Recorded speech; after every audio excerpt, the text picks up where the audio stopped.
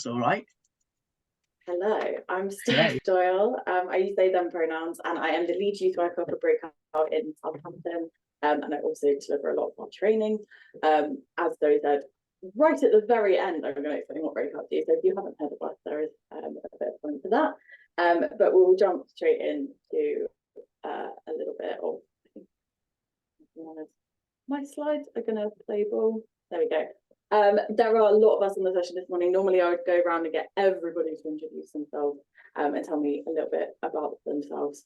But I would just use this time to say that I'm more than happy for people to kind of ask questions throughout the session. Zoe's going to be keeping an eye on the chat, so if you do want to pop anything in there. But I am also very informal with the way that I normally deliver training. I'm so happy for you to take your mic off mute, shout out a question to me. And I will also be asking people questions, so please do get involved. Please don't feel that you need to sit there silently all morning, because that's really boring for me. I don't want to hear my own voice for the next hour and a half. So we're going to jump straight into a huge question. What is LGBTQ? Do people recognise the acronym, and do you know what parts of it mean? Let me know.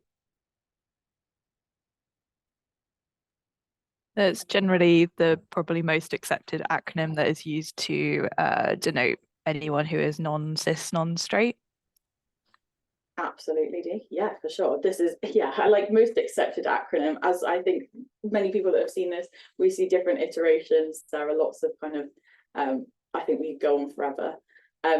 Do we know what different parts of it mean? Rhoda, yeah, go on. So LGBTQ plus, so lesbian, gay, bisexual, trans, queer. Incredible, love that. I love that we've brought up the word queer as well. We're going to have a little bit of a chat about it. But yeah, absolutely.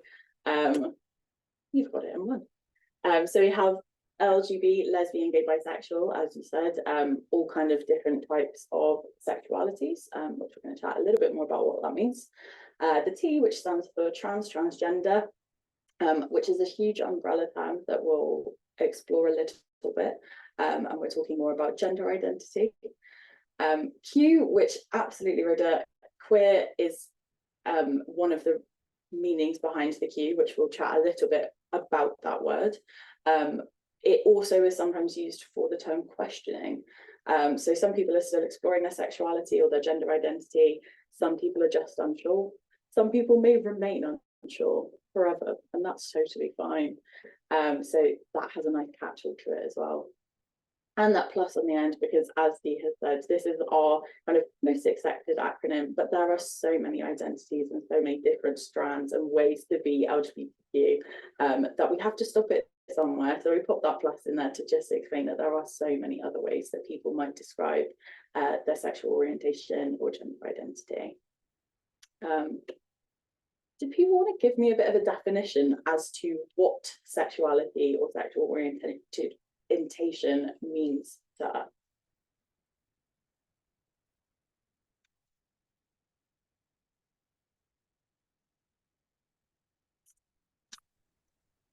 Like who you are attracted to, who you like. And that could be aesthetically, romantically, sexually, those kind of things. Incredible. Love that. Absolutely. Yeah. So who you're attracted to and who you like. And I love the breakdown of those different types of attraction as well, because that's really important. So yeah, a bit of like a dictionary definition: who you're attracted to, which can mean romantic, physical, sexual attraction, or any combination of the three. I always like to highlight that not everybody is attracted to different people in the same way, and likewise not everybody experiences all of these types of attraction. Some people might not experience sexual attraction at all. They may never feel driven by kind of the urge to have sex with another person. But also, even if we're talking about straight or heterosexual people, you may be able to look at somebody and think, oh my gosh, that person is aesthetically beautiful, I just don't want to have sex with them. So that is a type of attraction as well. Normally I would be quizzing you on hundreds of different flags, but I've just got a kind of good selection here of some different sexualities and different communities that we might see represented. Does anybody recognise any of these flags? You can pop them in the chat and just shout at me if you've got any ideas or any sexualities that you've heard of that you think might be represented here. The ace flag. Absolutely, yes. Do you know which one the ace flag is? Yeah, it's the purple, white, gray, and black one. Hell yeah, it absolutely is. Yes, so asexual, when we hear A in front of something, it often means kind of like a lack of. So as we said, some people don't experience sexual attraction or experience varying levels of sexual attraction, and that is kind of encapsulated by the term asexual. For sure. Kennedy, you're in the chat saying top right is the bi or the pound flag. It is the bisexual flag, absolutely. So the flag that represents people that are attracted to people that share their gender identity, as well as those that do not share their gender identity.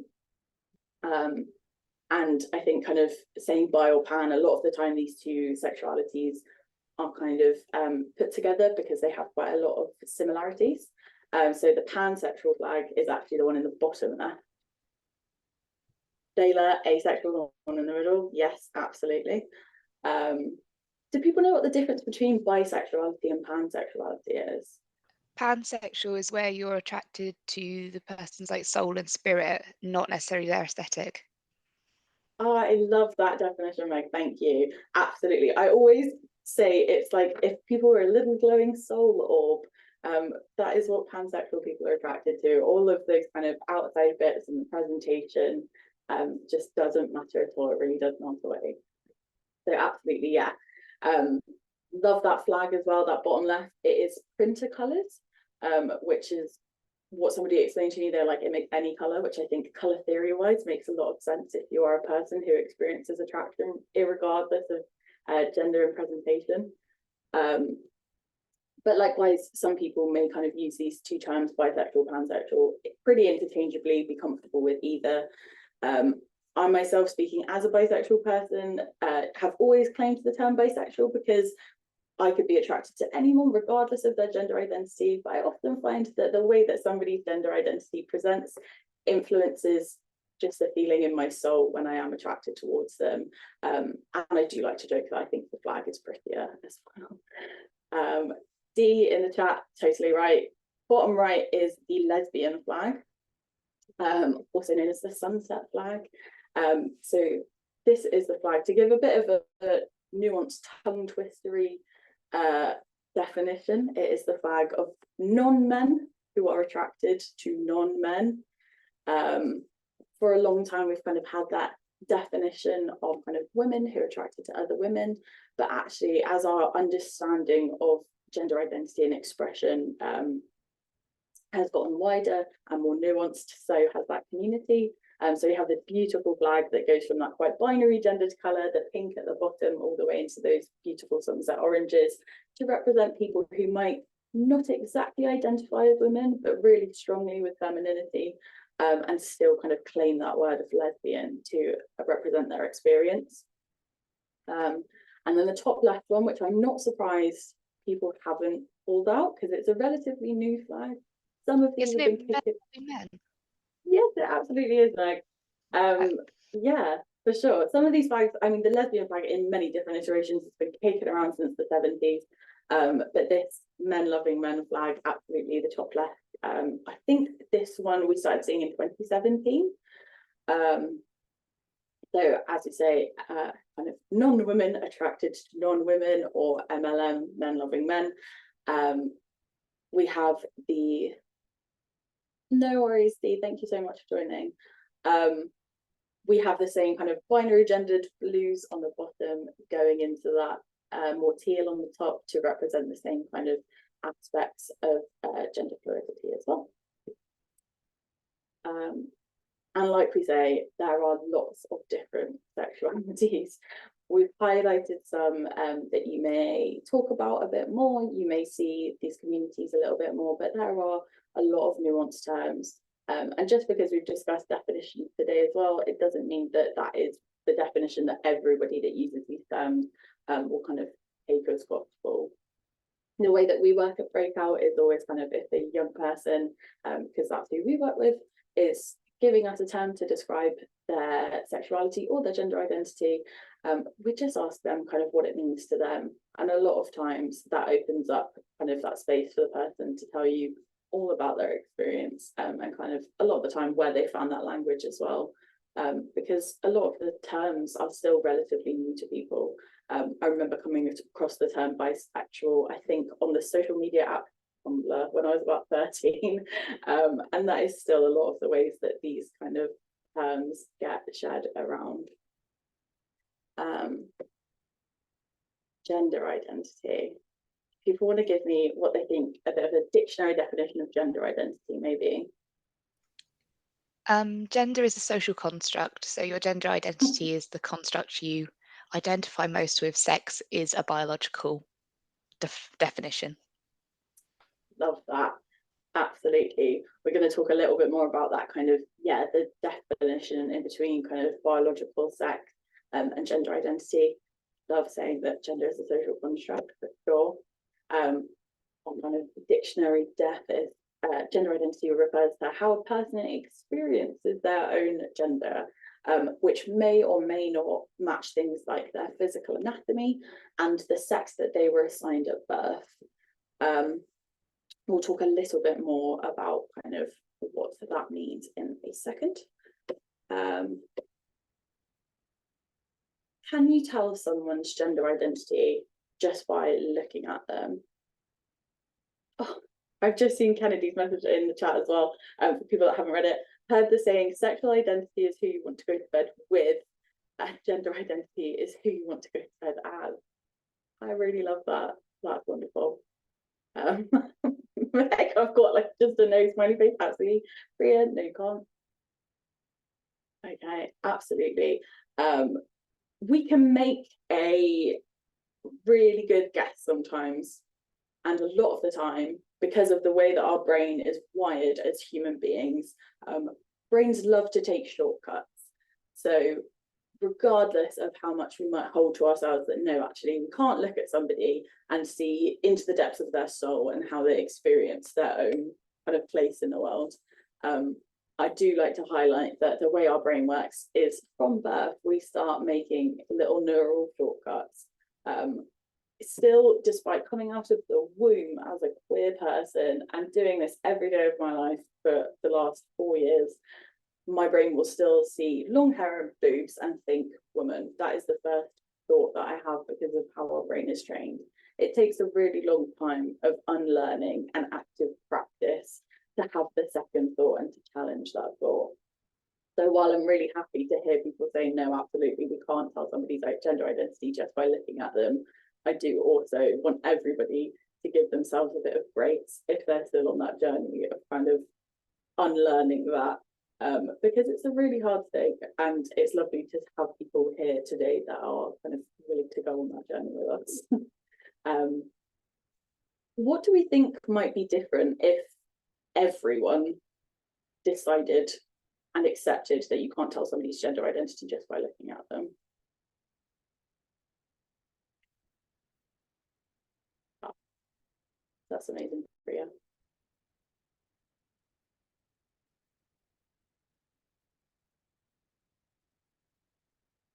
You're more than welcome to come off of mute if you don't want to use the chat as well, although I appreciate that it is early in the morning. I think for me, it would mean that we'd have more upfront conversations about pronouns, and hopefully we'd be less inclined to make mistakes or judgments that would cause another human to feel misunderstood or upset. Love that. Absolutely, yeah. Having the conversation before we kind of make the assumption about things like pronouns, things like names, just being able to, as Kennedy said in the chat, as well, absolutely ask more questions, get to know each other based on how we identify instead of how we assume they are. Wonderful, for sure. And I think I always like I need to buy some so that I can show them and take some pictures of them, but I don't know if anybody looked at children's colouring book recently. despite the fact that things are so much better than they have been in the past, I think our ideas of gender identity and what boxes people fit in are still kind of readily assigned to people. Children's colouring book, your options to kind of identify and present are incredibly feminine female person, normally like a princess, incredibly masculine male person, maybe a mechanic or a knight. Robot and alien are often the two forms of any kind of gender neutrality or diversity that we see. So yeah, absolutely. I hope that we move a lot further towards people kind of accepting that no, we can't tell just by looking at someone. As Meg very rightly brought up, there is kind of a very clear difference between these three concepts. So we have biological sex, which, although people will try and tell you is kind of binary, is actually a really wonderful and beautiful spectrum as well. So we're going to talk a little bit about biological identities that sit in between or outside of male and female.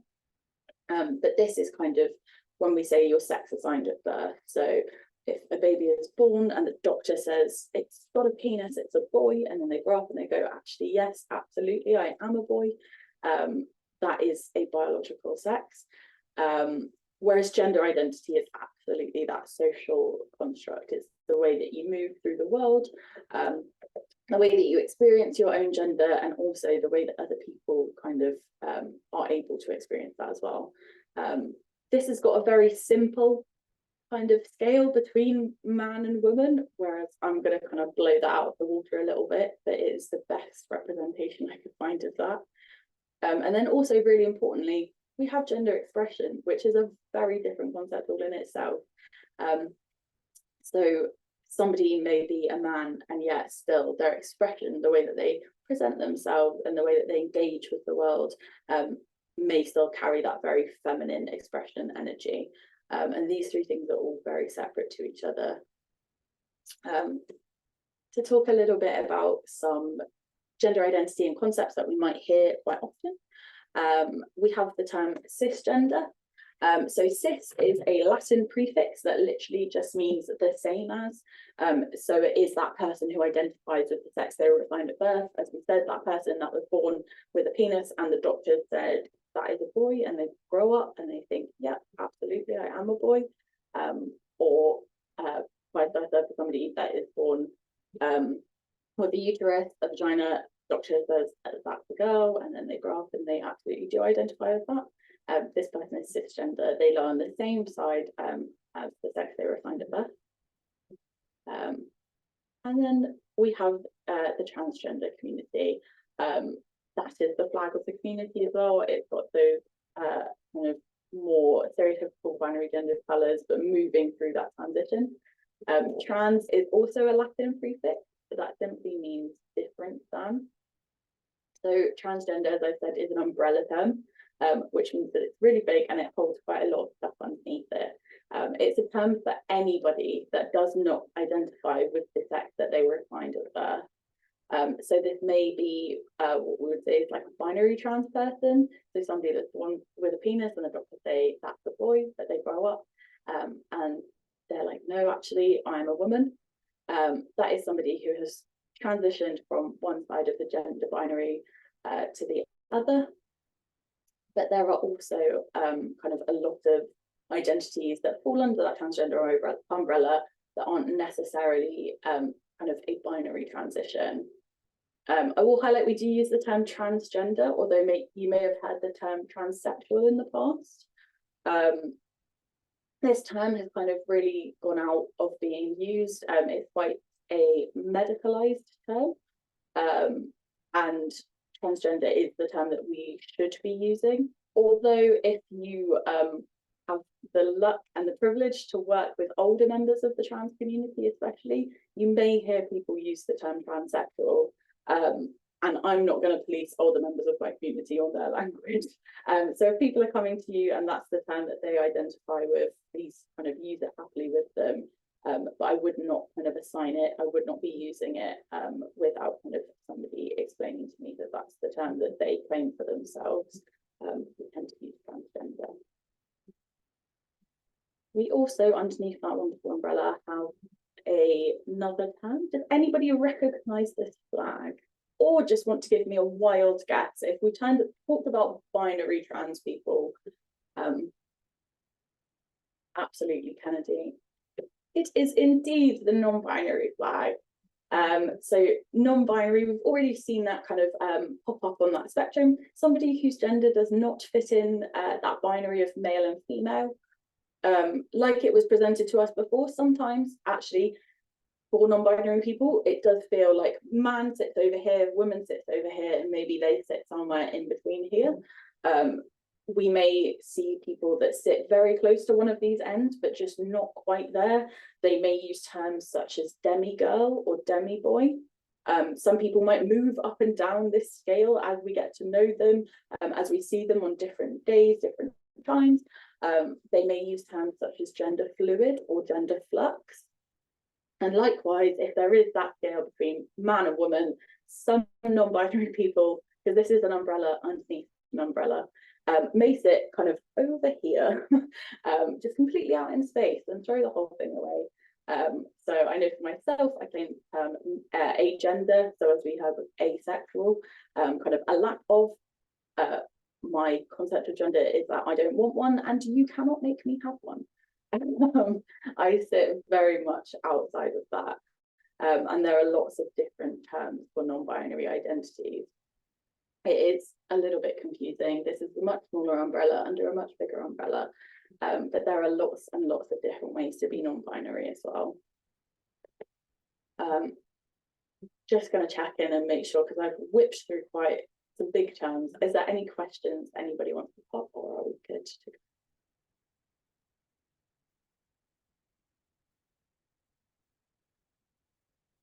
I will assume that a resounding silence is all good to move on.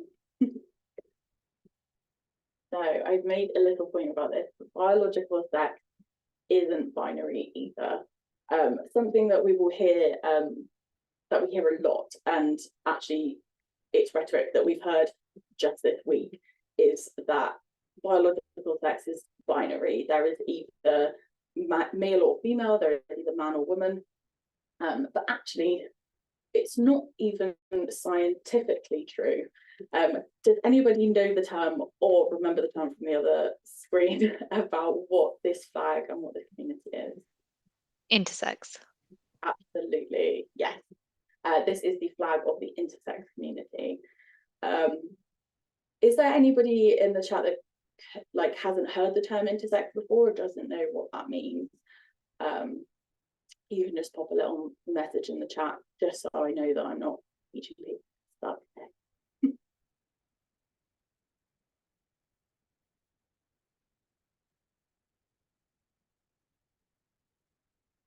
Okay. Fabulous. So hopefully people, have heard the term intersex, which is really wonderful. I will use a term that I would ask everybody not to repeat outside of our training session this morning. But what you may have heard in the past is the term hermaphrodite to refer to members of this community. This is a word that was co-opted from plant biology. In humans, what that term would mean is somebody that was born with a fully functional penis and a fully functional vagina, which is biologically impossible and not what is happening. It's a term that's got incredibly confused and is used as a slur against this community. So intersex is absolutely that correct term. There are lots and lots of different ways to be intersex. This could mean having anatomical differences. So, for example, somebody that is born with a vagina, but they actually have internal testes.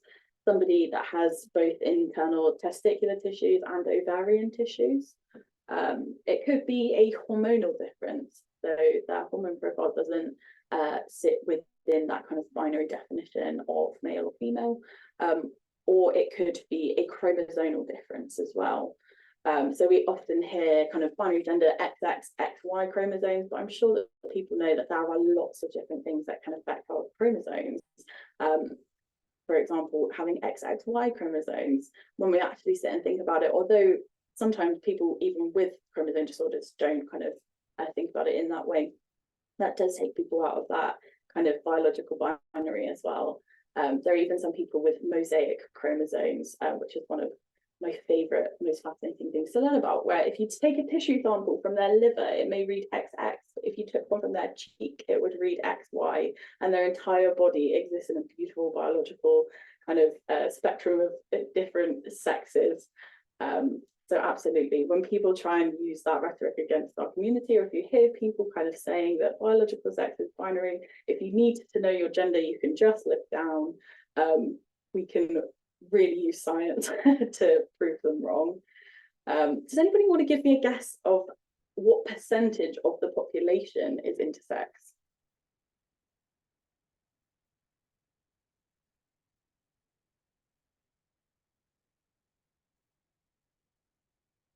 Got 5% from Layla, 2% from Kennedy, 1% Janet. I mean, yeah, you're all in the absolute correct ballpark. I think our recorded numbers, or the last recorded number that I have, is around that 2% point, which sounds really small, but is actually the same percentage of people that are born with ginger hair and that are born with green eyes separately. So actually, it's very much not as rare as we think it might be. A lot of us have met, are friends with, interact with on a daily basis with people that are intersex that we just wouldn't know. And likewise, a lot of intersex people do not know that they are intersex.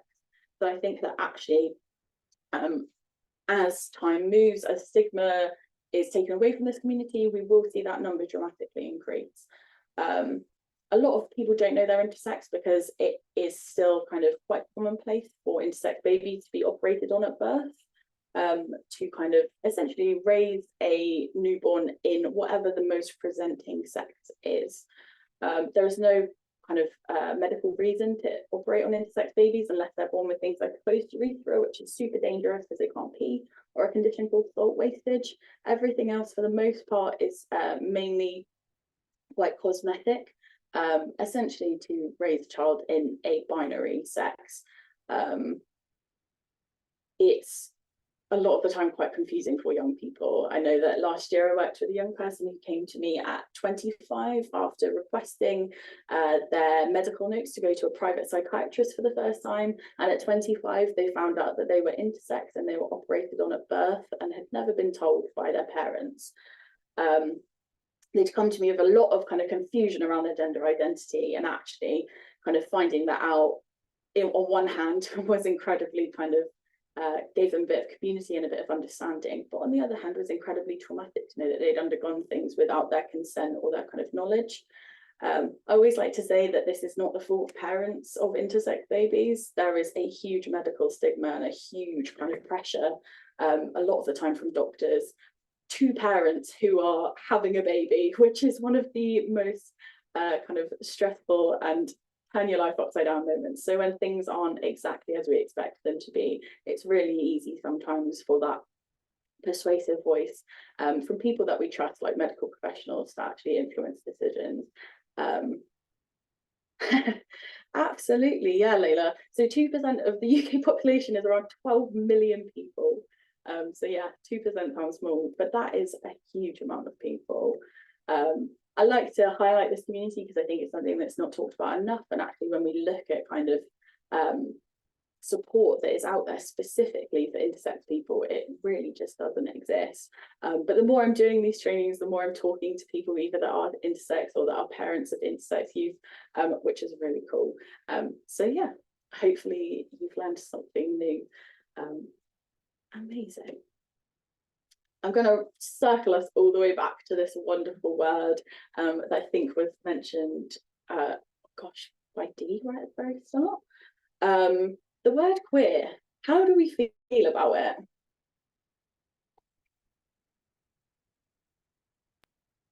I'm going to jump in, Steph, that's right, as an older person. So for me, the word queer is really negative, because actually when I was at school, it was used as a bullying, hateful kind of term for people who were not cis or, based in those days, probably from a sexuality perspective. So for me, coming into work in Breakout, I found that word really, really difficult because for me it has really negative connotations. So it's taken a long time for me to turn my head around to thinking about it as a positive word, because lots of young people use it, don't they? Absolutely. Thanks for outing yourself as an old person, sorry, as well. But yeah, absolutely. Priya said ditto in the chat, and Rhoda confused for sure. You've hit the nail on the head, and I think that experience of this word will differ greatly depending on what your experience with it is. A lot of the time, that is on age. Oh, Layla. I was just going to say, for me, it's one of those words that maybe, like you say, previously had negative connotations, but communities are maybe now owning a bit more. Like, you know, like the word bitch, for example, previously used as maybe like a negative connotation, and some people will still see it that way. However, communities now, maybe other communities are seeing it as kind of a word of empowerment. Like that's what I've been called previously, and that's what I define myself as now. Love that, absolutely, yeah. And we've got Kennedy in the chat as well, saying, as a younger person, love that. Finding it a positive umbrella term for people to identify with the community without having a label for sure. So yeah, that range of experience is really cool. And I think that being people who may have people coming to us identifying as queer is really kind of good to, one, acknowledge what our own experience and what maybe our own kind of hang-ups around that word are. And to also accept whatever the person in front of us is bringing to us. This term has been used as a slur.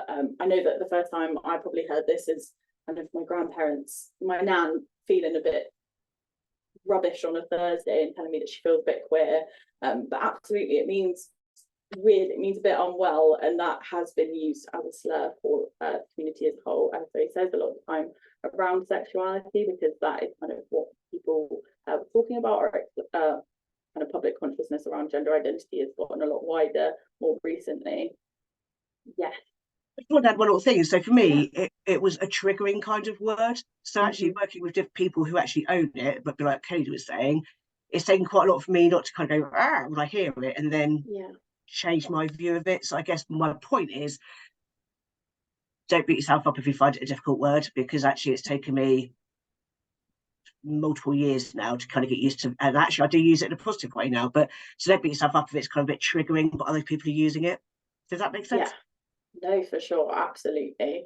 I think as Kennedy and other people have picked up for sure, and Layla, reclamation for sure.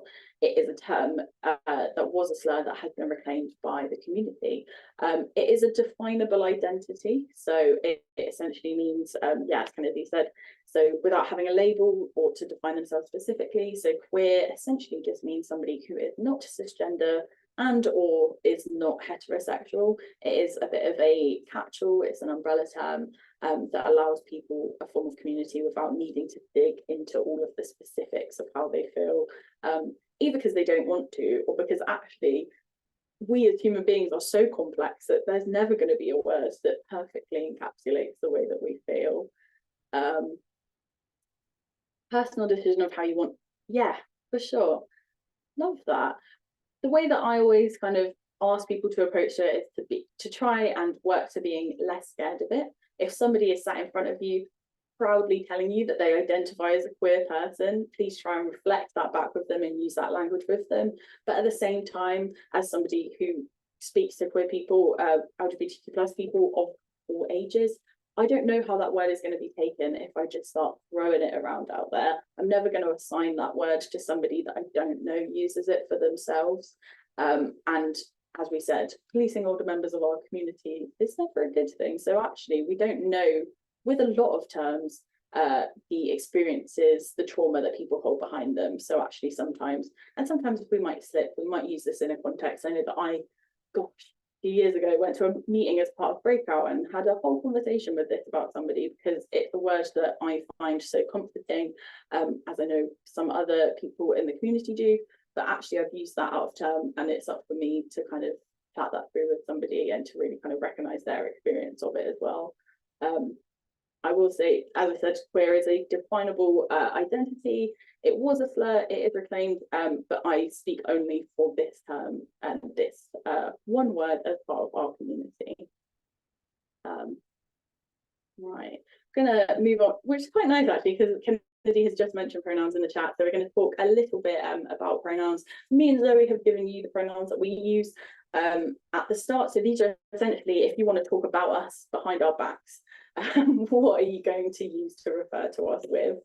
She, her, he, him are those most recognizable pronouns.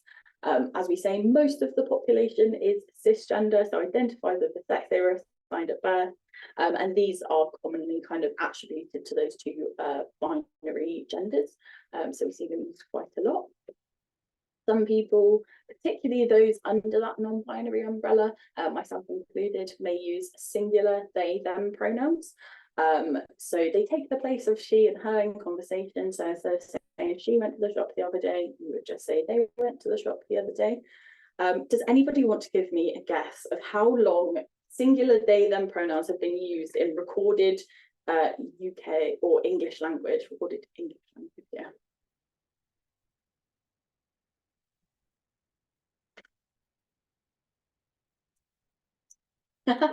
I love forever. It is not quite that long that we have it recorded, but I would not be surprised if it is longer ago than we think it is. Joanna, absolutely, hundreds of years. So if we look back, I think, I haven't got my notes in front of me, I'm going to say 13th century with really lots of confidence. It's either 13th or 14th century. So yeah, absolutely, over 100 years. I don't know if we've got any fans of Shakespeare in the chat today, but if you look back and you read the works of Shakespeare, there are certain characters that are referenced with singular they, them pronouns.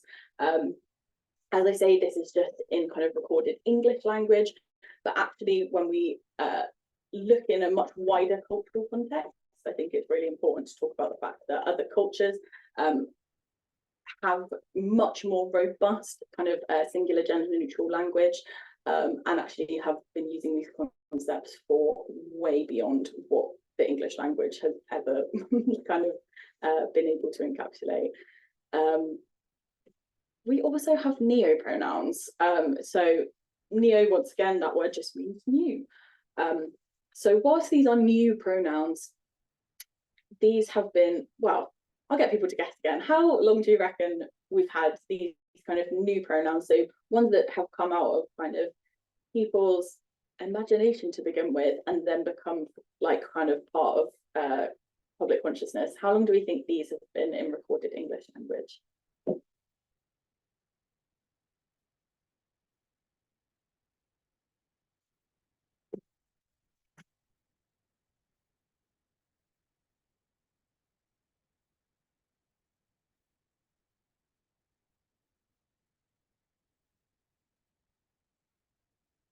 Janet, absolutely. So not so long, but you're still giving me a good, yeah, 50 plus years. Absolutely. So recorded English language, we've got about 200 years worth of neo-pronoun usage. But I think whilst that is true, even for myself, I think that neo-pronouns kind of became something that I was aware of probably around the time that I started working with Breakout, so about 4 years ago even.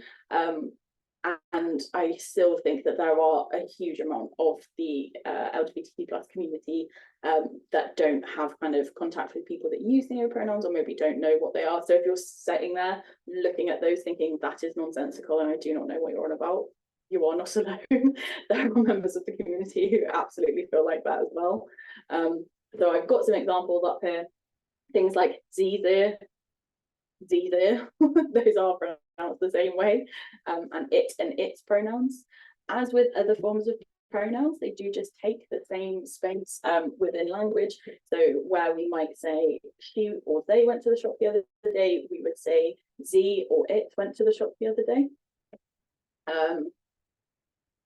And they can be really hard to kind of, if you need to use them in different tenses, or if you get a set of neo-pronouns, because I've highlighted 3 here, but there are actually hundreds of different sets that people might use, that you might see and come across. I know that sometimes if I have a young person that's using a set of neo-pronouns that I've never heard of before, I might not quite know how to conjugate them.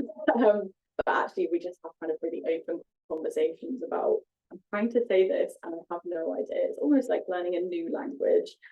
So openness, willingness to learn, and just getting somebody to be kind of the expert in their experience and tell you how to use them is absolutely fine. I like to put it in its pronouns up here because they can often be quite contentious. I think that I probably speak for everyone in the chat that we were told when we were little that calling somebody it is the height of offence, and it is something that we should never do. I had a really interesting chat with a young person who uses its pronouns recently, and during that chat we talked about the fact that there has been a long history of the term it being used against specifically trans people.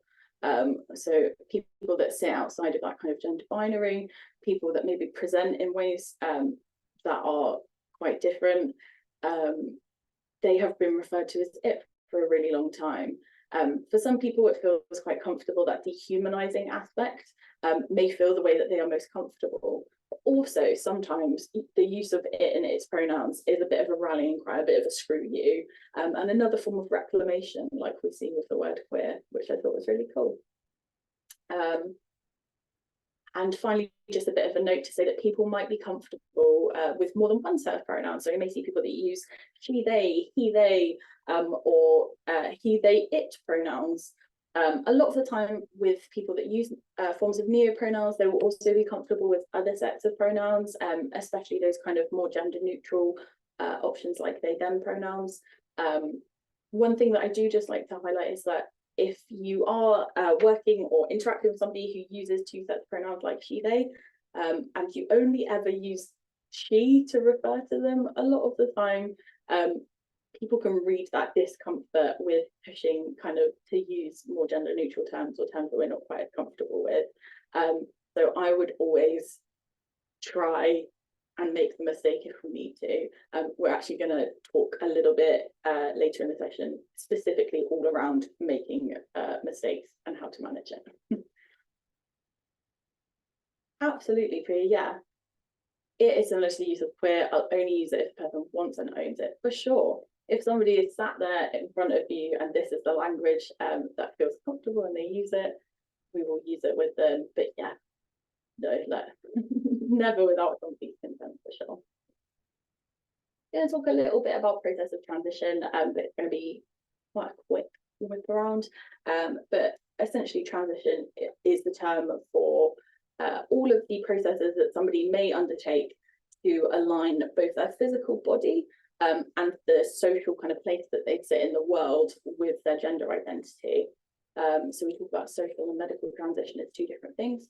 Social transition includes things like telling other people how they identify, so actually coming out, disclosing their LGBTQ+ identity, changing their name, changing their pronouns, changing their gender expression, so the way their hair is cut, the way that they dress, whether they wear makeup or not, all of those kind of more social markers of how we express ourselves. Using facilities of the gender that they identify as, so things like toilets and changing rooms, and changing their sex marker on birth certificate and passport and things like that. That's down there as kind of just a little blip on a list, but actually that's incredibly difficult. Whilst it is a process of social transition, that is quite heavily gate-kept within the UK. I found out recently that since it has been possible to change your sex marker on your birth certificate, only 4,000 people in the UK have actually managed to do so, which is obviously an incredibly small number compared to the amount of people that want to do that. We also have medical transition, which once again, they're very simple when they're written in a list, but this process is hard and getting harder within the UK. But medical transition starts off with process of psychological assessment. You get a diagnosis of what is currently being called gender incongruence. This may then go on to things like hormone treatment, so taking testosterone, estrogen, forms of HRT to change the hormonal profile of an individual, and then finally sometimes go on to things like surgery. So this could be top surgery, so removing breast, fat and chest, or what we might refer to as bottom surgery. So essentially a gender confirming surgery that changes genitals. These are not a kind of list that trans people are given on the day that they come out, and they do not methodically go through each one. It is a very kind of pick a mix process. There are some people that will only ever socially transition, and that feels perfectly comfortable to them. They do not want to undergo medical transition. And there are some people that actually may need to undertake everything on this before they feel comfortable in themselves, their bodies, the space that they occupy in the world. There is no right way to transition. All trans people are different. There is also a lot of work that goes into things like medical transition. So just because we may know or meet trans people that are not medically transitioned, it does not mean that that is not something that they want to do. Currently, to get to that first step of psychological assessment, we're being quoted things like 7 to 9 years on waiting lists. And actually currently, when we look at the young person service in the UK, the whole thing's being shut down with no idea what's happening next. So sadly, a lot of those, what we would recognise as life-saving gender-affirming care, is being gate-kept behind multiple years of quite rigorous testing and kind of jumping through hoops, or just really silently waiting on waiting lists as things get darker and harder to deal with. What this means for us is that we may sometimes meet trans people who do not look the way that we expect them to when they tell us what their gender identity is. That is very much for us to kind of unpack our expectations and to kind of do that process of unlearning, really highlighting that point that we can't tell somebody's gender identity just by looking at them.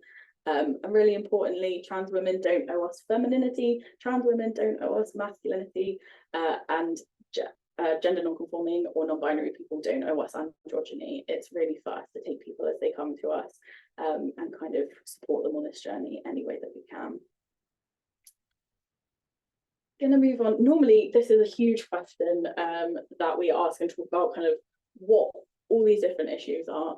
I think when we talk about issues impacting our community, the important thing is that all of the same issues impact the LGBTQ+ community as everybody else.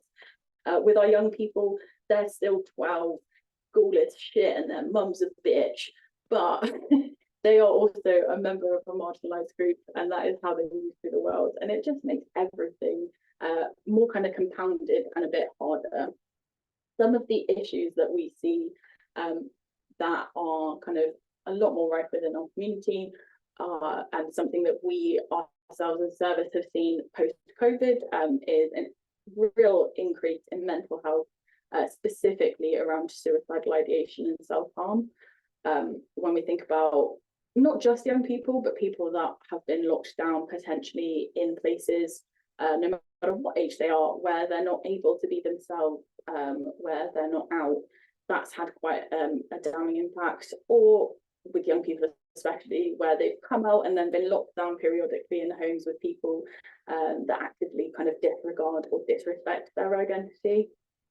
They're now coming out into spaces and trying to find kind of those safe places to be themselves again after having like a real period of turbulence. So actually, it's always been the case that mental health has been more impactful within the community, and we're just seeing that more. Things like social isolation. I know that we all kind of work across Hampshire, where actually we have these kind of more central hubs. We have quite a lot of cities. We have quite a lot of pride events and organisations, which is really cool. But actually, we also have loads and loads of real kind of rural areas and farmland. So there may be people that are stuck miles away from the next Pride parade. They can't get the bus into town to see their friends, and actually they seek a lot of community online, which can be the best place in the world to find people that are like you, but also a really, really scary place as well. We see familial rejection and homelessness. LGBTQ+ people are really disproportionately affected by homelessness, and most of the time that is due to rejection of people that they're living with. We see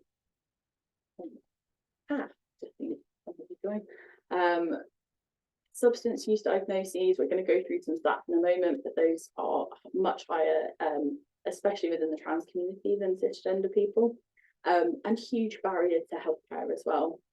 Healthcare, but also accessing any kind of service. a lot of the time, especially healthcare, but lots of services that we'll talk about are incredibly gendered, or maybe just don't kind of currently lacking the knowledge for those to feel like safe spaces for LGBTQ plus people. We see a lot of the time people not seeking support for things that they need, or feeling really apprehensive to access support services. I have some statistics specifically around mental health in the trans community, but I would argue that across the LGBTQ plus community, these are quite similar. But research currently suggests that trans people are around 4 times more likely than cis people to experience mental health problems in their life. I'm sure most of us have seen the stat that kind of 1 in 4 people just at all will experience mental health problems. So that is a huge, huge amount of people. Stats have shown that trans people are between 2 to 4 times more likely to be diagnosed with things like major depressive disorder and anxiety disorders. And as I said, substance use disorder diagnoses are significantly higher in trans adults compared to their cis peers. There are really, really widespread disordered eating behaviours amongst trans youth especially, and many are engaging in them for gender affirming purposes. So what I mean with that is that we're seeing quite a lot of young trans men who are being incredibly restrictive in their eating behaviours, so that they're not going to kind of get hips and boobs, and they're trying to kind of make their body more narrow to kind of fit that gender stereotype that they want to adhere to, because they're not able to access kind of any of the other gender affirming care that we might see. And likewise, we might see kind of different behaviours in different trans people. Trans young women are also experiencing more disordered eating, where a lot of these problems are kind of coming from their trans identity, and the transness is really integral to the etiology of disorders. It means that necessary interventions for those issues are really differing from what is needed for cis individuals as well. We're just taking kind of eating disorders as one. We have a lot of young people that are going into the kind of NHS pipelines for disordered eating, but actually it's not really touching the sides and really looking at them as a whole human being and the way that their identity is impacting their disorder. That kind of one size fits all approach. One, I don't think a lot of time is really hitting everyone anyway, but especially when we're looking at members of the LGBTQ+ community. We also have a huge amount of neurodiversity within the LGBTQ+ community, specifically amongst trans people. We always like to joke that the Venn diagram is almost a circle, but trans people are between 3 to 6 times more likely to be autistic. And there is even a term which is specifically relating to somebody's gender only being able to be understood in the context of their autism, which is the term autigender. This is a kind of a really important point, and one, if you're working with trans and LGBTQ+ people, to just be aware that it's very likely that you're working with a neurodiverse person as well, but also highlights a really important point about intersectionality and people that are multiply marginalised. There are a lot of disabled and neurodiverse people that are LGBTQ+, but there are also many other intersections that exist as well. And when we talk about stats regarding mental health, and when we go on to talk about stats regarding hate crime, the more barriers that people are kind of working through, and the more identities of theirs that are marginalised, the worse and the more kind of compounded these statistics begin to get. So, moving on to talk specifically about hate crime.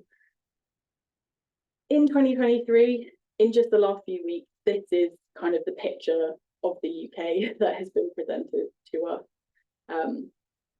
We're going to go through kind of the statistics that came out from the government 5 days ago around hate crime numbers.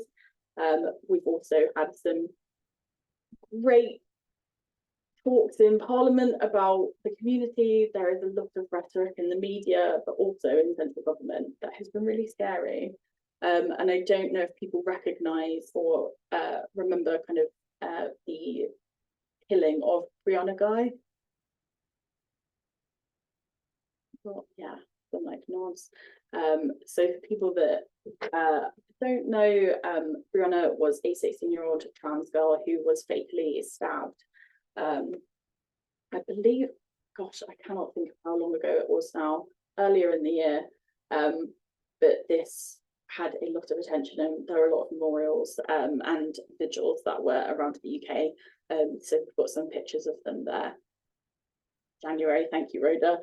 That, I can't believe it was January. It feels like it was 2 seconds ago. But yeah, the vigils, I think, got a lot of media attention. I don't know if people are aware of kind of Transgender Day of Remembrance that happens every year. So actually, I think, yeah, it's something that happens in Southampton every year. Hopefully, if people kind of learn about it, you can go to the vigils that are often held in Southampton. But there's a whole day every year where trans people and the LGBTQ plus community come together to actually commemorate all of the lives that are lost to violence or to their own hand in the previous year. I just think it's very sad that that's something that has to happen. We have just got new statistics out from the government literally 5 days ago, which showed us in 22 to 23, 28,834 anti-LGBTQ plus hate crimes were recorded in the UK. 24,000 of those offences were sexuality based, which was down 6% on the previous year. And the other 4,700 odd were specifically transgender based hate crimes, which was up 11% on the previous year. Despite me saying great, sexuality crimes down 6%, we've had organisations like Stonewall and like Gallup coming out to actually paint a really better picture of the wider context, where regardless of if they've gone down 6% in the past 5 years, sexuality-based hate crimes have still risen by 112%, and trans hate crimes are up by 186%. As that headline said, that number of 4,700 is the highest number of trans hate crimes that we have experienced since we started documenting trans hate crimes, which I think is terrifying. Data shows that hate crimes against LGBTQ plus people are the most likely currently to involve violence or the threat of violence. Thanks, Francesca. And actually, if we go back to 2018, when the UK National LGBT Survey came out, the government has really clearly shown us that actually over 90% of anti-LGBTQ plus hate crimes go unreported at all. So we've got 24,000 that actually got reported. If there are another 90-odd% that weren't, that number becomes increasingly large and scary. The report from the government has that kind of data in there, but actually I would really encourage people to go and read the responses from organisations like Gallup and like Stonewall, because they just kind of give the facts in a much wider context of what that actually means for the community.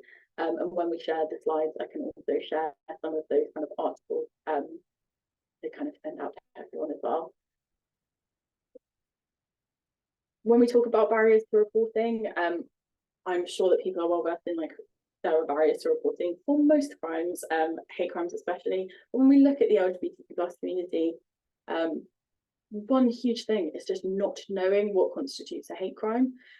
So it is Hate Crime Awareness Week this week. So within Breakout, we're doing our session this week. It's all around kind of helping our young people understand what is hate crime and how do we report it. I think the sad truth is that a lot of people, when they experience a hate crime, are kind of almost been indoctrinated to expect it and to just think it's part of the course, especially when we think about things like verbal abuse and like having slurs shouted at you. I think many LGBTQ+ people, regardless of if they're well within their right to report, just think, God, that's just another Tuesday. And actually, I think they'd be exhausted if we were recording every instance of this happening. But yeah, I think knowing that verbal abuse is part of what constitutes a hate crime is a huge part, and hopefully something that we can continue teaching young people about and spreading within the community. Mistrust of the authorities, which is incredibly sad but incredibly prevalent. I know that we see this within our groups, and actually we're doing quite a lot of work across Breakout to try and foster a more kind of trusting relationship of where young people can go, who can they trust to report to. Because I think although we see young people, especially living in the internet, see so much that has happened in terms of kind of crimes against the community or experiences of their peers, I don't think that we often hear about the other side and about the kind of what happens afterwards. A lack of knowledge of other ways to report. When we have that mistrust of the authorities, and we have people that don't want to go kind of directly to the police or don't feel comfortable ringing 111, do that report, but sometimes not knowing other ways to report. So we are Breakout are a third-party reporting centre, and we're starting to kind of really make sure that we disseminate that information to all of our service users, and let them know that actually there are places like True Vision, there are apps like Love Don't Hate, which is an incredible resource that we have, but if people don't know about them, then that becomes really hard, and actually we just get less report them.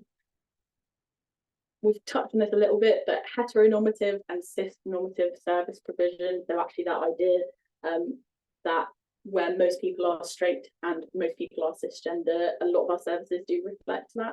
So actually, even when they've taken the step and they're brave enough to step into a space to do that report, having to kind of talk about their sex at birth or their dead name when they have to report things to the police, their legal name, just puts a lot of barriers in place to actually feeling comfortable to be yourself and to make that report.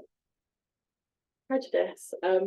I hate to bring up what's happened this week, but I know that even, you know, at my age, I've had multiple of my friends in their late 20s, their early 30s messaging me absolutely terrified because of what has been said in the media. I've had some really heartbreaking messages, and actually I think that regardless of whether even when somebody has gotten to the point where they know what's happened to them is wrong, they're feeling brave enough to report. I think that there is a lot of kind of apathy within the community of that people don't care anyway. Central government has said a lot of things. There is a really, really toxic and scary media landscape out there. And actually, why would you report if you think that not only the government, but the general public and your neighbour don't care about it either? Lack of trust in outcome, which we've kind of said. So a lot of the time we don't hear the other end.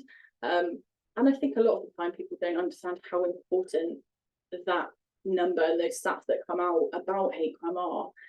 So actually, even if nothing comes from the outcome, if we are reporting and reporting and reporting everything that happens to us, and we get those really reflective numbers out there, what good that could do for future service provision and the need of the community.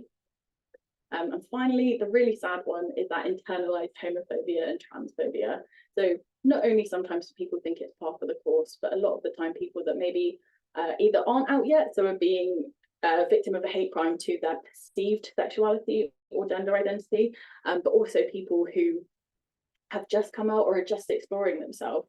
A lot of the time, this may just really compound what they're already telling themselves, that actually they are weird and they are different and they do deserve this, which is incredibly sad. Absolutely, Rhoda. I'm sure that people have seen, because it's been everywhere, but that Conservative conference that happened last week, everything that has come out of that has been incredibly scary. And yeah, indication of further attacks on marginalised communities for sure. I think, yeah, it's very clear that I think over time it's moved around different marginalised identities, but there is sadly always going to be a community that is used as a kind of political peg or a scapegoat. And I think that we're seeing, yeah, for sure, trans people are very much at the height of that at the moment.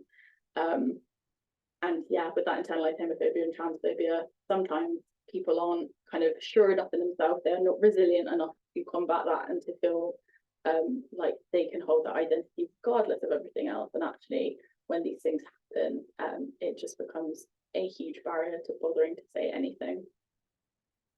So what can we do about it? Because we've talked about some really, really awful stats there, guys.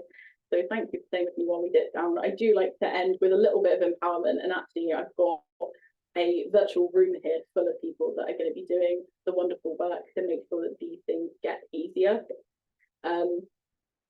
Support for victims, really important. So places that we can signpost to if we know that somebody has been a victim of a hate crime. The LGBT Foundation provides advice, support and information for those that fall victim to anti-LGBTQ plus hate crime. They also run a legal surgery which covers loads of different issues, but it's really helpful to know about. Contact details are on there, so we will share all of the slides with you.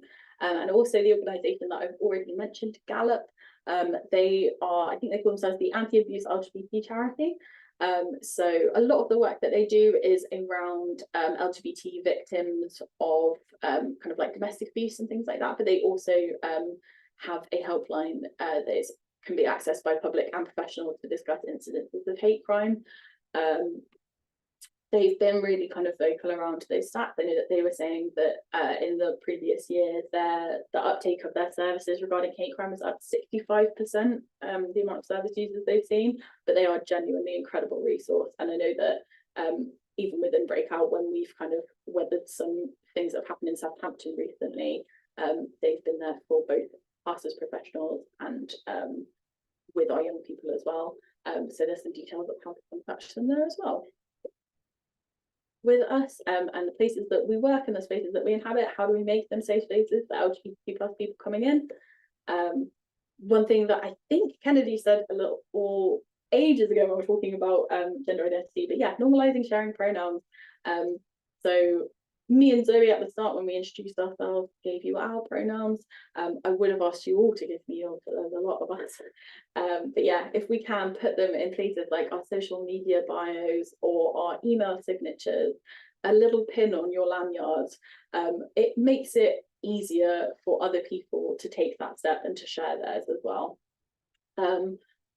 A lot of the time we find that people are kind of only sharing their pronouns in places that they know maybe trans or gender non-conforming individuals are existing, and actually it kind of, the more we do it, the more, especially as allies to the community, people do it, the easier it gets. Looking at the options that we provide on forms, I can tell you that male, female, other is the bane of most people's lives. Nobody identifies as other. We understand we've had issues with our own database, that back-end data reporting does make that difficult sometimes, but even if we're kind of locked into processes, if we're working with people on the ground, can we write a more nuanced description next to our very rigid box? Can we just chat about people's actual identity and make sure that that's reflected in some way and that it feels heard in the space, even if we can't kind of immediately change the process that we're taking? The same with using language that's gender neutral. So like we say, kind of using gender neutral language until we can check with that person, but also providing accessible facilities.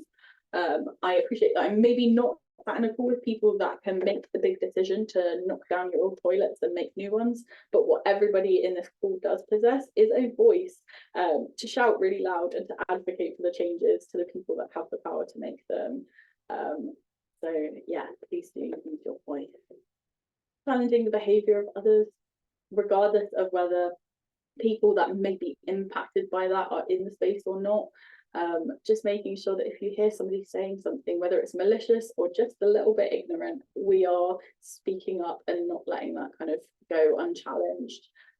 It can be incredibly kind to do that. So a lot of the time, I think these kind of misrepresentations that we hear are made out of ignorance and just not knowing rather than malice. But it's really important that we do just pick people up and make sure that we're gently guiding them in a kind of better direction. And the big one that underpins everything that we've talked about today, you can kind of forget everything else if you take this one with you, is just to demonstrate openness, accountability, willingness to learn, and lack of judgment. If you can do that, if you can jump in two-footed, make the mistakes and hold yourself accountable for them, and just go on that continual process of kind of learning and unlearning, you can't really do much else wrong. We will talk a little bit about minimizing and managing mistakes because everybody makes them. I always used to joke that I make mistakes even though I was the youngest and the coolest member of the Breakout team, but sadly we've hired some really young new people, so I'm no longer the youngest, I'm just the coolest. But I make mistakes all the time. As I said, came out of the womb as a queer person. I live, eat and breathe this every day, and I still make mistakes and mess up sometimes. But I have a little bit of a method to help you minimize them, or when we make them, manage them. Our first one is for gender neutral language. So as we said, use that gender neutral language, use they, them pronouns. When I'm addressing a room, I like to use folks and things like that, just until I can confirm with somebody themselves. If I take the gender out of it, I can't get it wrong. So that helps us not make mistakes in the first place, but it will happen no matter how much we try. When we make a mistake, accept it, correct yourself, and move on quickly. If you notice, correct your mistake and then continue. It can be as quick as, oh my gosh, I was talking to her the other day. Just keep going.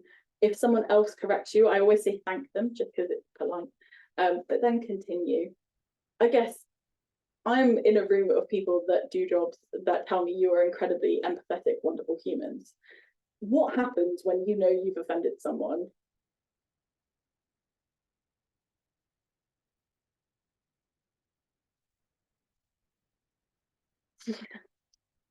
Yeah, absolutely. You literally feel awful, don't you? Yeah, you feel bad, you apologise, you feel bad. And Layla, do you apologise once?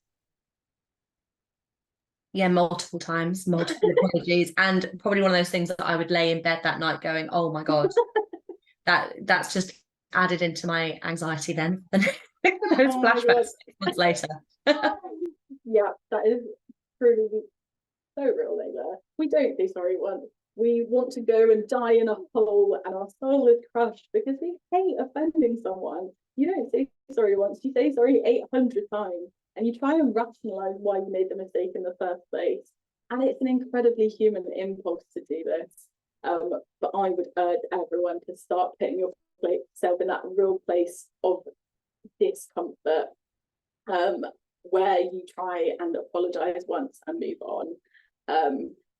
If we kind of over apologize, or if we rationalize that mistake, one, we make it a bigger deal than it needs to be. If there are other people in that space with us and we start freaking out, everybody else becomes aware of the mistake that you've just made. And once it's out of there, it's almost like word vomit. The second that you've used the wrong pronouns and made a big deal of it and started panicking, the more likely you are to keep slipping up and to keep saying it. And also, when we do offend someone and then kind of rationalize or become incredibly kind of self-flagellating, a lot of the time all we do is transfer all that emotional burden onto the person, and suddenly they're saying, oh my God, no, it's fine, I'm so sorry you feel like this, and they're trying to make us feel better when we've just offended them. This isn't just a thing with misgendering people. This is very much, I think, in lots of different conversations, lots of different difficult topics, and with lots of different marginalized identities. But the more that we can sit with that discomfort, own our mistake, and like Rhoda said, you apologize, do not repeat the behavior. And yes, Janet, you're sometimes overcautious of making the mistake again, for sure. I know that I think me and Zoe have had conversations where we know once you've done it once, it's just like a little brain worm and you can't stop. And our final point is just that you share the responsibility for correcting others. We all share collective responsibility for correcting people. We can't put all of that kind of burden and expectation on trans people in spaces to advocate for themselves, not only because it's bloody exhausting, but also because their voices oftentimes don't get listened to as loud as the rest of us. Even myself, as somebody who isn't cisgender, but the way that I move through the world, I am incredibly cis-passing, and my voice gets listened to so much louder than my trans siblings who maybe don't pass in society or don't move through the world as easily as me. We all share a little bit of that responsibility, and it just makes it lighter for everyone. I did say that I was going to tell us about Breakout Youth eventually, so just one service that you might not be aware of, but if you have young LGBTQ+ people in your life, we are there. We support 11 to 25-year-olds across the whole of Hampshire and the Isle of Wight, apart from in the areas of Winchester and Portsmouth. We offer 6 in-person youth groups across the whole county and the island, where young people can come meet other LGBTQ+ people, share space, have fun, hopefully learn something in a not too terrible way, and feel part of a community. We do also offer a virtual group, which is every week via Zoom for those, especially in North East Hants, where we know that kind of our service doesn't reach, or people might be a bit more hard pressed to get to us, but also for people that can't cope with an in-person group. As we said, we have lots of neurodiversity within the community, and we also have a lot of trans people who might not feel completely comfortable with kind of showing up in person, with hearing their voice, with seeing their face. So there is a virtual offer there. We also do things like one-to-one support, advocacy for young people, and wonderful training sessions like this. So if you want to make a referral, please pop us an email at hello@breakoutyouth.org.uk, and you can either get self-referral forms for young people to fill in themselves, or we always take professional referrals as well. There we go. I've managed to get through it all. I am finally done at talking to you all. We've gone through and we haven't had a lot of questions, but I'm aware that I think people were given the opportunity to pop some through beforehand, and also that I've talked to you for a very long time. So please, if anybody has any questions, let me know and we can kind of move on to that. Thank you, Kennedy.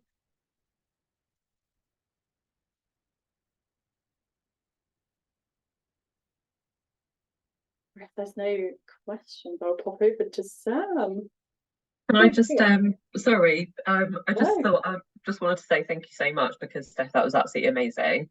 Thank you. But also I think there's a lot of stigma still within some marginalised communities, like or minoritized communities, like South Asian communities, for example, or the Black communities, and it's still like such a taboo subject. And I don't know, like with the work that we're doing at the Basingstoke Hate Crime Awareness Working Group, and then we've got the Black Success Initiative that's been recently set up, and Basingstoke Unites Against Racism, and we do a lot of work with a lot of LGBTQ plus organisations here as well. But yeah, still trying to break down the barriers communicating to those communities is still really challenging. And I don't know if in Southampton you have anything that's really working well, or something we can emulate that might work here. So yeah, just thoughts and opinions really on that. No, absolutely. And I would love to give you an answer and have something that works, but actually within Breakout, we're an incredibly diverse service when we look at all areas apart from kind of race and religion. And actually we are seeing that we're not reaching certain young people. We are kind of trying really hard to kind of also figure that out, our own way through that. We do have kind of we have a lot of young people who are potentially kind of seeking asylum within the UK because of kind of coming from countries where LGBTQ+ rights are kind of a lot more kind of restricted, but actually kind of accessing community here. One thing that I know that we are looking into doing, that I don't know if you've had any contact with UK Black Pride. Not so personally, UK Black no, Pride, but yeah. They're an incredible organisation who host UK Black Pride every year, who have quite a lot of resources, but sadly a lot of kind of the groups and events that they do are very London based. But yeah. Okay. No, that's really helpful though, because it just means that I'm not alone, so it's all good. You're really, really not. And Zoe. Can I jump in for 2 seconds? So one of the things about us at Breakout is we wear our hearts on our sleeves, and we will celebrate when we do something really, really well, and we will be really open when we are not succeeding in an area. And actually that inclusivity, we're really inclusive in some obvious ways, but there are some ways that we haven't figured it out. And so I think we are also going on a journey along with lots of other organisations, because by no means are we on our own, that we are very, very white. In places like the Isle of Wight, I'd expect us to be majority white, because if you look at the census, although I wouldn't believe the census, because the census is only the people that completed it, not the people that didn't. And I'd imagine people, non-white people didn't, because of, I don't know, what their language accessibility is and stuff like that. So, but just on that sensitive information, a lot of places in Hampshire and Isle of Wight are predominantly white. But if you look at places like Southampton as an example, there's lots of people who are not white. And we probably do have more non-white young people in our groups in Southampton, but probably does still not reflect that census data. And let's assume that census data is a part of the actual truth and reality. So what I'm going here is, we don't know the answer, and this is like trying to figure out. But actually, Priya, it'd be lovely to have a conversation with you at some point, because we also have a group in Basingstoke. And I think the more conversations we can have with other organisations, LGBT and non-LGBT, about this, the more we get our message out. So, Sam, I might get you to link me up with Priya if that works for you. But I'd love, and that goes for anybody in this call, we'd love to have further conversations, because we are not the experts in absolutely every aspect, and we can learn from you just as you can learn from us. So if you'd like a conversation, Priya, and a cup of tea, we'd love that. Oh, we'd love that too. Definitely. We'll definitely get in touch and we'll sort something out for sure. Sorry to take care of this, Steph. No, thank you. That is, yeah, absolutely. No, thank you very much. Appreciate it. It was really, really good. Right. Okay. Well, yeah, thank you very much, Steph and Zoe, for mostly Steph. Yeah, that's okay. But both of you together. But yeah, Steph, that presentation was I think very useful to everyone here, judging on the comments, and I certainly learned a few things as well. So yeah, if there aren't any further questions for Steph or Zoe, then I'm just gonna very briefly, for those that are still here, it won't take long, just go through, just talk a little bit about our hate crime network and our upcoming session, just so you have a little bit of background, and you can see how to contact us. So I will just briefly share my screen. Hopefully you can see that okay. So yeah, we're the Southampton and South Hampshire Hate Crime Network. So I'm the coordinator for the project. Now I do work from Spectrum Centre for Independent Living, which supports disabled people in Southampton and surrounding areas.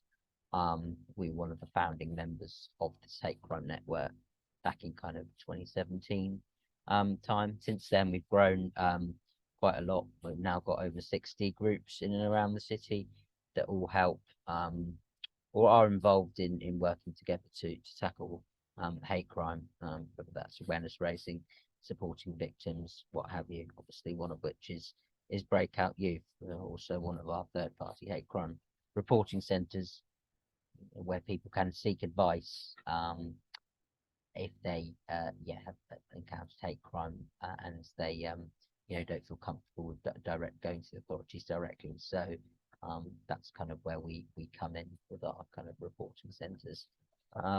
So I work alongside, as you'll see there, I work alongside Mohammed Akib, who is our hate crime network administrator. He can't be here today, but we work together to kind of manage the hate crime network from Spectrum Centre for Independent Living. So yeah, we've obviously got our contact details here should you want to get in touch. I welcome anybody to get in touch, just if they want to find out more about the issue of hate crime, what we do exactly, if they want to get involved, whether as an individual or an organisation, and also we can provide resources for raising positive awareness. In terms of our Love Don't Hate campaign and our reporting centres. So yeah, I would encourage anyone to ask us questions. That's what we're here for, and also find out a little bit more about us as well. So this will be sent to you all afterwards, so don't worry about remembering it now. But yeah, that's just a kind of an insight into what we do. So yeah, we try and do these awareness sessions quite regularly to kind of, well, they're all delivered by the organisations in our network. So you see Yellow Door here, they're one of our organisations that help people affected by domestic and sexual abuse, and they are one of our kind of members. They have been one of our members for a while, so they're quite actively involved in what we do. and they're going to be delivering the next awareness session on kind of the work they do around diversity and inclusion, and that'll be on Thursday 30th of November, 2 p.m. to 3:30, and it'll be a similar format to this session where we invite speakers from Yellow Door to come and talk about some of the issues their service users face and their kind of what they do to support. So that should be very interesting as well. And obviously the link is there if you wish to sign up. It'd be great to see some of you there that have attended today. And we're going to these have been quite successful for us in the past, well received, and it obviously gives people information about the many communities that exist, and it's very especially important given the diverse area we live in. So more of those sessions will be announced for next year. Talk about many different other we'll discuss many different other communities and types of hate crime. So yeah, you can see you there at those ones too. So yes, so as I said, this will be shared afterwards alongside Steph's presentation. So you have that for reference. Yeah, it's about 11:30 now, so I don't want to keep you any longer. So I thank well everyone that attended as well, because I think as I always say, these sessions won't be as good if you don't have good attendance, and I think we've had good participation, albeit I understand sometimes it's easy using the chat online, but I think that still created good discussions, and obviously some people have spoken as well. So yeah, thank you all for that, and then Steph for delivering the presentation, so for helping to get that arranged. So, and yeah, sorry, so I was going to say, can I thank you, Stan, for inviting us to meet all these lovely human beings? That's okay. I appreciate that. No, it's very important work to bring everyone together. And Zoe and Ria, I will put you in contact with each other following the session. We've used the power of chat, and I'm even writing an email now. Okay. I mean, look didn't at realise. this old person using technology. All right. Well, okay, you're ahead of the game. That's what this is all about as well. Yeah. Making links. So that's great. Okay. Well, thanks everyone. I'll let you get on with your days today, and we'll be in touch with the presentations in the next few days. Okay. Thanks then, everyone. Bye.